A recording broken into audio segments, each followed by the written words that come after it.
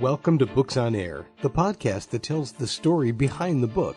It includes insights from authors about how they compose their work, what inspires them, and what they hope you'll take away from their book. Here's your host for this episode of Books on Air, Suzanne Harris. Welcome to the Books on Air podcast. I'm Sloan Fremont, filling in for Suzanne Harris. This is a podcast where listeners get the secret story behind every book. Joining me today is Palibor Iversune, author of the book DaVinci's Mental Code. This book provides a detailed analysis of never-before-discussed embedded cues in one of Leonardo da Vinci's iconic artistic creations. It discusses why the Hermetic Caduceus, adorned with its snakes and wings, became an establishment symbol for modern-day medical standards and practice, and helps the reader re-examine previously established theories backed by historical facts and observable evidence. So, Palibor, I want to welcome you to the Books on Air podcast. Well, thank you, Sloan. Thanks very much for having me. Yeah, so let's start out by telling the audience just a little bit about yourself and what led you to write your book, DaVinci's Mental Code. Very well. I do, in fact, have a bipolar mind, and so did my mother, and it doesn't define me. And it tends to lead me to see things as per opposites, perhaps, where I'd have 10 to 14 day swings after my mother suddenly died.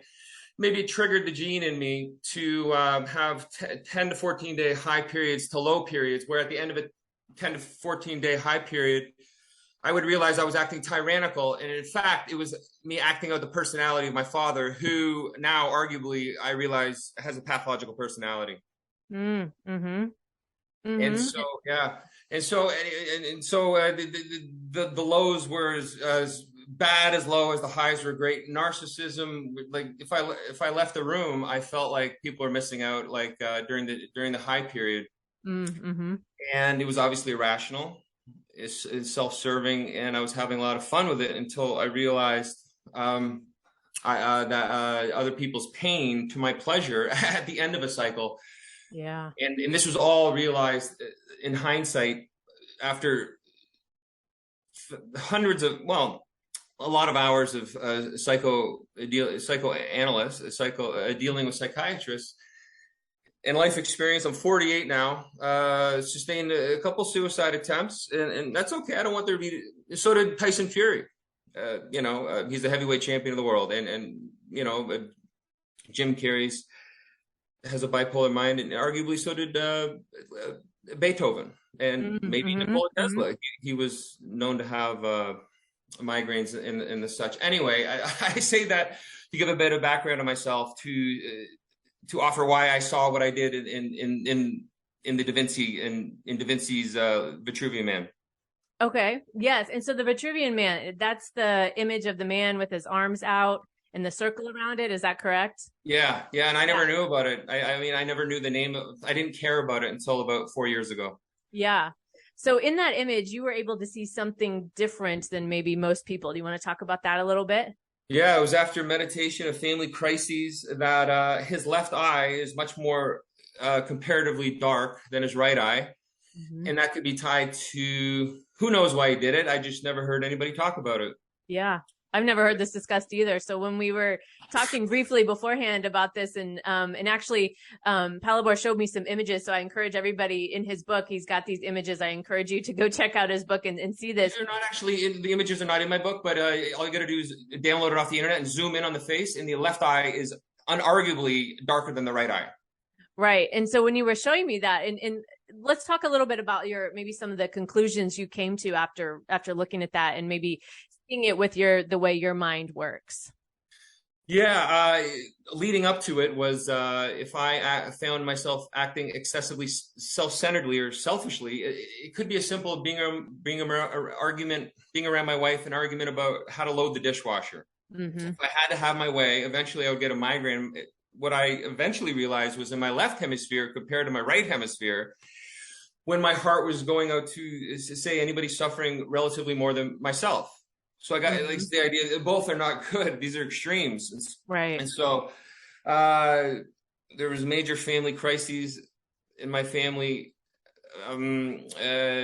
between around, that culminated in 2016. Okay. Mm-hmm. And involved, this is my brother and my father, and we got through it. And then eventually my mother realized when she was 10 in her memoirs that she wrote for herself, which I stole. I got into her apartment. I took all her memoirs she wrote about before she passed on, about how when she was 10, she realized the masculine and feminine duality in her at age 10. Mm-hmm. And she was like obsessed by it because she had to when she had to fight her friend to get back her bike. Her friend stole her bike. This is when she had a great realization. Her friend stole her bike for a joyride, and she saw the friend driving by her front window when she was having dinner, and she realized she was going to have to confront her friend. And she said through this, she realized that more masculine than feminine in her. So what? She's age 10, and I never thought about this. Yeah, very insightful for a 10-year-old. This is the idea of duality, right? Where we all have, the idea that that's not a novel concept, right? Right. And so I was meditating in 2018, like literally, I don't know if prayer or meditation or just being stubborn and angry. Like, tell me, like I'm as bipolar as my mother. Tell me why. Like, if there's anything out there, anything that communicates down to us, tell me. And all of a sudden, I'm looking at the Vitruvian Man, and I didn't even know the name of it. And that's the image that came to your mind. I don't know. No, I don't know how it worked. Yeah, maybe, because I just recently watched the Da Vinci Code. I don't know. Yeah. But or maybe just because of studying various things, that image is always flashed, tends to be flashed a lot. I don't know. But I was drawn to it somehow. Yeah. Yeah. So I called my friend, James Oliver, who studies a lot of this more than I do. Well, he's studied it longer. I've really done this crash course since the last 12 years. I was not a good student in high school. I've really done this crash course of trying to catch up with the world. I was a golf pro, and then by 2008, I realized I didn't know how the world worked because of the crash. And anyway, it was a big wake up call for me. There was a previous family crisis, and all of a sudden, I'm going crazy trying to. Maybe other people had awakenings around that time, but I was just studying everything I could get my hands on. And so, but my buddy James Oliver had been doing that much earlier, since maybe. Okay. He was like 15, and I started it when I was like 35. And so he knew the name. I go, what's that thing? So I did not know the name of the Vitruvian Man. He goes, the Vitruvian Man. And that's how, and then we started talking about it. And when I started looking at it, I go, the eyes, there's an equilateral triangle shading around the left eye and more of a circular shading around the right eye, stuff like this. And then I go, I wonder if his head's tilting right. Because if it is, he might be a man of conscience, Leonardo da Vinci, because the idea of these migraines I was having. And eventually I stumbled across Dr. Ian McGilchrist, who has a whole theory. He's written 2 books on it, Hemispheric Theory. In 2,000-page books. I have not read them. The first one 10 years ago, The Master and His Emissary. Okay. And he just recently wrote The Matter with Things. And so I start listening to him, and I go, he's got that falls in line with the Vitruvian Man. And so you were in this meditation, the Vitruvian Man came to your mind, you started investigating, and then you started, as we were talking about, the dualities, these different things you start seeing in this that hasn't been discussed very much, as we talked about. There is the other man you mentioned who's talked briefly about it, but what did that do what conclusion did you come to after that? What was your realization, or how did that help you? Yeah, the whole idea is to perhaps reduce stigma on anything at all, but in this case, bipolar. I think stigma is horrible. Right. And so maybe this is the idea that why should we be so stigmatic about maybe a natural law of the universe? Because every long-standing philosophical, theistic, whatever you want to call it, metaphysical philosophy of time, cross-culture, they talk about the same thing, whether it's ancient Chinese with the yin and the yang. Right. So ancient Chinese goes yin and yang. I'll just list off, I have it written down here, as I've written in my book, just so I don't forget it. In ancient Chinese, it's yin and yang. Ancient Abrahamic, it's good versus evil. Okay. Ancient Buddhism, they call it eternalism versus annihilationism. Okay. Yeah, in the end, everything falls to dust. Maybe if everybody's vying for the top of a hierarchy, you might have to sell out your best friend, or like, whatever it takes. Yeah. Only the strong survive, right? In the end, you might have to, Alexander the Great, murder everybody to prove that your culture is better, right? Yeah. So then ancient Native Americans call it dark and light, or light and dark. Mm-hmm. Ancient Hermeticists, ancient Greeks call it above and below. Right. And the New Agers call it positive and negative. I think, and I think we're all talking about the same thing. And maybe sacred geometry is equilateral triangle versus circle. That's very arguable because obviously, you can't have a less dynamic geometric shape where all the sides are equal length and straight edge than an equilateral triangle. And then if you add one more equal length straight edge side, it becomes a square. And that's 4, and then add one more equal. And as the sides get shorter, you keep adding equal length straight edge sides, and then eventually, once you get to 8, you get to an octagon and start circling out a bit. Yeah. And theoretically, if you keep doing it, theoretically, you keep doing it, and you get a circle. Yeah. So that's the idea of the most geometric dynamism might be a circle. As per sacred geometry, who knows? Like I see in the background, you got a hexagon hanging on the back of your wall. It's everywhere. So we didn't invent this, but to notice it, maybe perhaps sacred geometry says duality is equilateral triangle versus circle. Who knows? And in between is all the different variations of it. Yeah. Very interesting. It's just very interesting topic and way to look at things, as you're talking about, with having a different mindset, a different approach, and a different view on this. It leads to more questions, which is what I like about what we're talking about today. It leads to a lot of unasked questions. It leads, like, as I'm sitting here thinking about this, and it leads to more questions. These are the kinds of conversation I call that are like expansive conversations, right? Because we're asking different questions and more questions in a different way, which leads to different ways of thinking, different ways of acting, and different ways of behaving. 100%. And I don't claim to know anything in absolute terms, and I struggle with that a lot. Meaning it's a lot easier just to claim you know everything, and it's a lot safer. It's easier. Yeah, exactly. And fair enough. Life's confusing enough. Yeah, but then I think the other side of that is we know deep down we don't know everything, and when we start. But if you admit that to somebody, then right, you don't want to be too vulnerable, right? Because people love, I guess, sorry to interrupt, hounding each other and so on.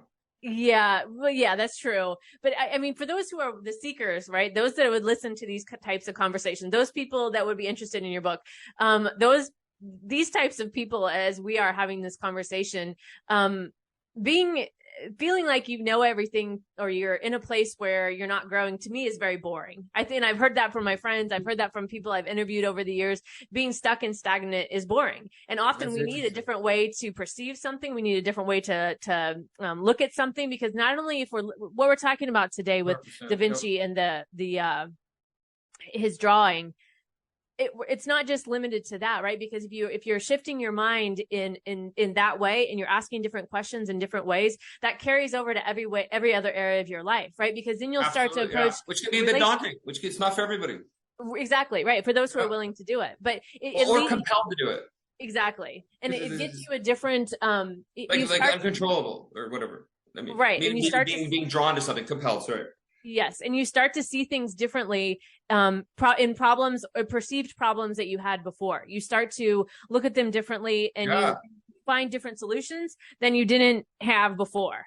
Right, and that might be the idea of spiritual growth and testing. Right, in the Bible it says, or any other place, maybe in Buddhism as well, with knowledge comes sorrow and stuff like that. Yeah, meaning maybe it's not for everybody. If you're not compelled to do something, maybe there'd be you wouldn't be drawn to it. Where those 10 to 14 day periods of high. It's interesting you said, but you brought up the word boring, because by the end of it, like, I always thought, why would I flip? Because by the end of it, I ran out of creative juice within the idea that I knew everything, and I would end out hurting people for my own. I don't know if they call it a psychic draw off of people, but when I would feel by the end of it, if I hurt somebody, to win a moment. I never forget it. We were playing outdoor basketball, and in the sky it was a little heavy, like chubby. This is when I was 19, and he was playing amazing. He was banking shots off, and I was getting frustrated. I was fouling him. He kept, stop fouling me. I was like, quit being a wuss, right?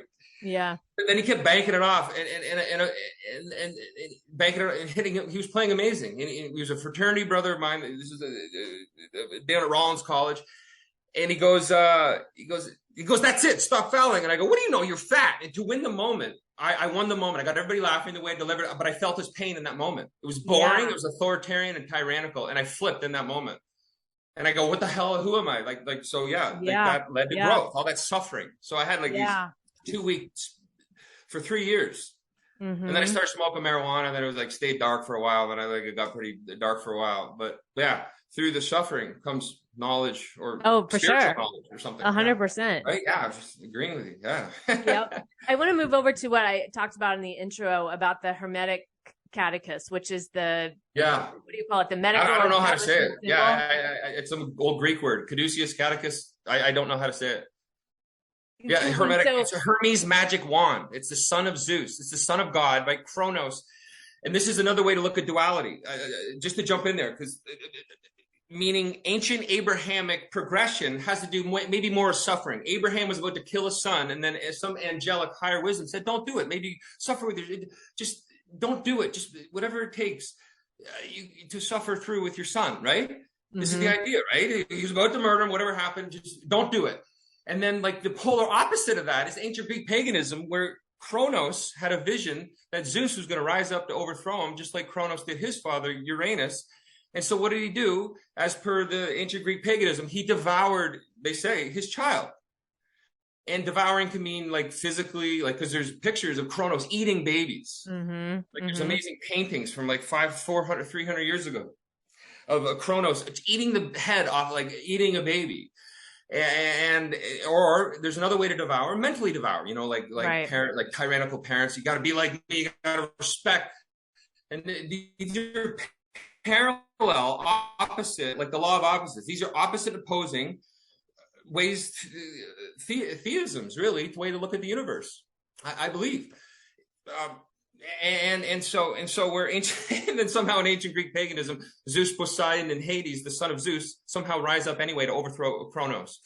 So this is the idea of again, law of opposites, where they're running parallel around the Mediterranean in Greek, and these ancient Greek cultures around the Mediterranean. I believe they're running parallel to each other.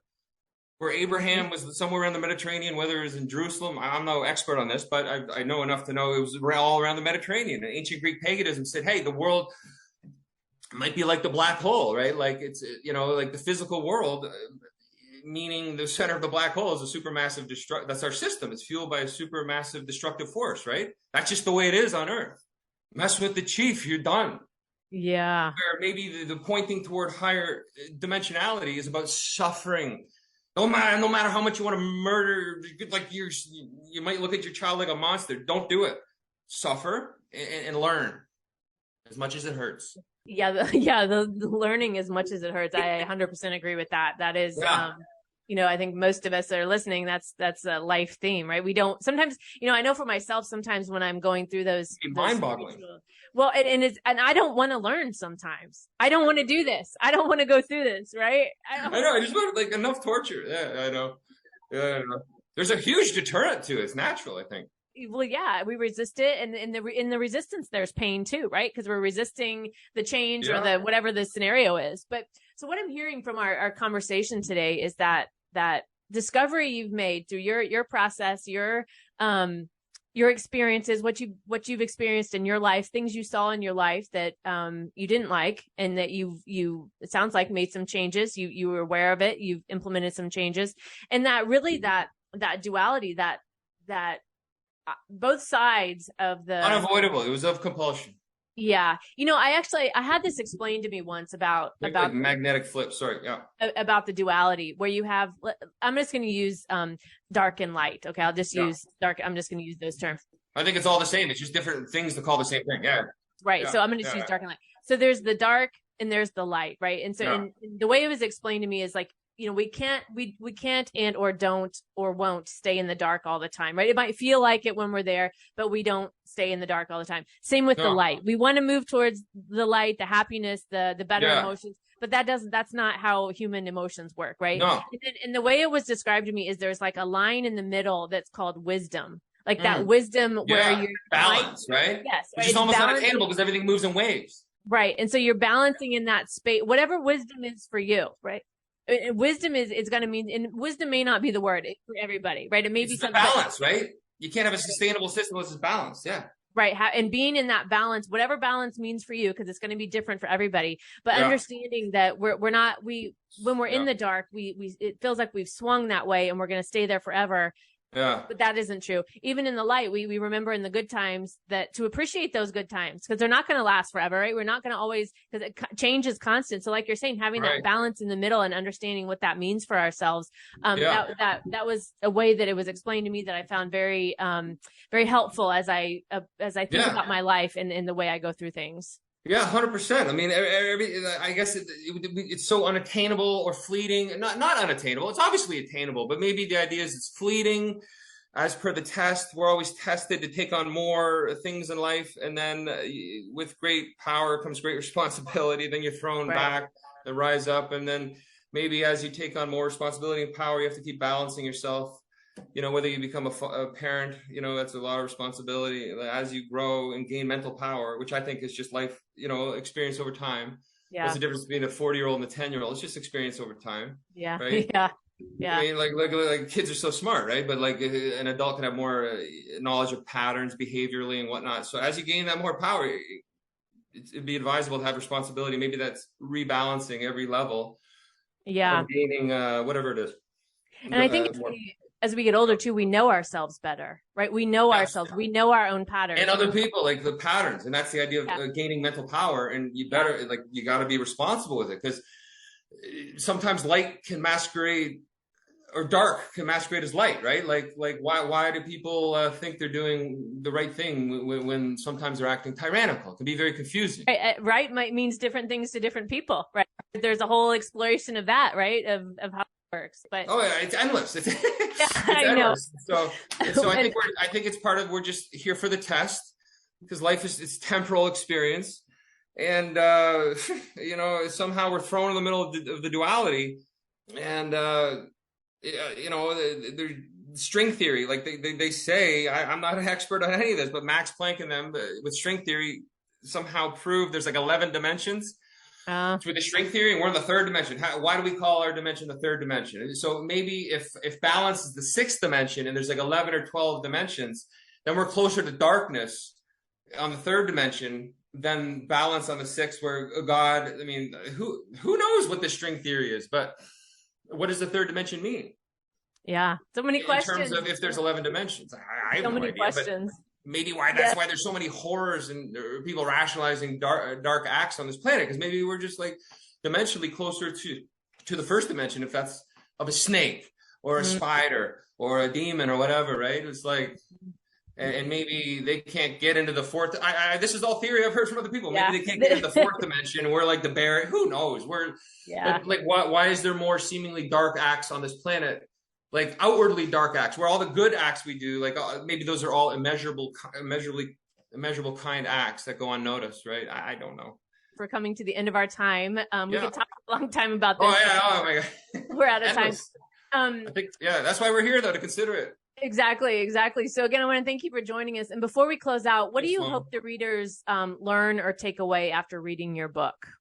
Yeah, I hope they give the Vitruvian Man another look and head on over to, you know, eventually maybe read my book and then check out Dr. Ian McGilchrist, because he's got a cool hemisphere theory where he says the right hemisphere is the master, holds the secrets of the universe, and the left hemisphere is the emissary dealing with the physical world, you know, our place in the world. But in the end, he claims the master has all the answers. So just check him out on the YouTube. He can really speak well about it. Buy my book if you want to. Maybe as a prefer. I don't know, but he's a psychologist. I'm not. I'm just a regular guy who stumbled across perhaps an encoded message in the Vitruvian Man. Well, so interesting, and thank you for joining us today. It's been Thanks for having me. very interesting conversation. Yeah, and DaVinciMentalCode.com is where the book is, or Archway Publishing, Da Vinci Mental Code. Thanks, Sloan. Okay, great. I'll put all those links in the show notes so that listeners can find that. Thank you so much. It's a pleasure talking with you. You're welcome. And you've been listening to the Books on Air podcast, brought to you on webtalkradio.net. You can also hear this podcast on Spotify, iHeartRadio, Stitcher, and Apple Podcasts. I'm Sloan Fremont, and I hope you'll join us for the next Books on Air podcast. Remember, you never know who's going to be here, and you never know what we're going to talk about. Thank you so much for listening.